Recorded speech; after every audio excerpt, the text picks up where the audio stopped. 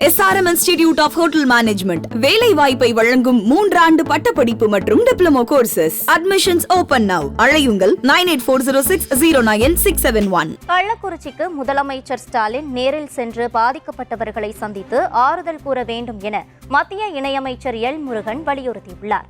நாமக்கல்லில் செய்தியாளர்களை சந்தித்த அவர், பிரதமர் மோடி தமிழகத்திற்கு 11 லட்சம் கோடி வரை பல்வேறு நலத்திட்டங்களை செயல்படுத்த வழங்கியுள்ளதாக குறிப்பிட்டார். பலர் உயிரிழக்க காரணமான மெத்தனால் எங்கிருந்து வந்தது என்பதை கண்டறிந்து நடவடிக்கை எடுக்க வேண்டும் என எல் முருகன் கேட்டுக்கொண்டார்.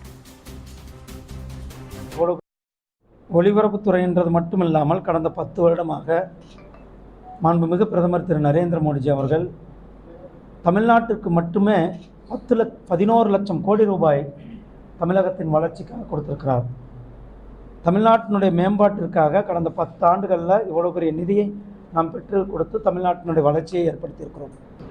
கள்ளக்குறிச்சியில் நடைபெற்ற சம்பவம் ஒரு மிகப்பெரிய பேரிடர். இதற்கு தமிழ்நாடு அரசாங்கம், தமிழக முதலமைச்சர், திமுக முதலமைச்சர் திரு ஸ்டாலின் அவர்கள் முழுமையாக பொறுப்பேற்க வேண்டும்.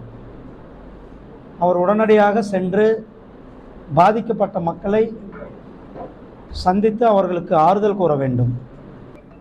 ஏதோ மேம்போக்காக 2 பேரை கைது செய்தோம் அப்படின்ட்டு இல்லாமல் இதனுடைய மூலம் எங்கிருந்து அவர்கள் கொண்டு வந்தார்கள், இதனுடைய யார் மெயின் ஆள் யார், இதையெல்லாம் அவர்கள் கண்டுபிடிச்சு அது யாராக இருந்தாலும் கூட அவர்கள் மேலே கடுமையான நடவடிக்கை எடுக்க வேண்டும் என்று உங்கள் மூலியமாக கேட்டுக்கொள்கிறேன்.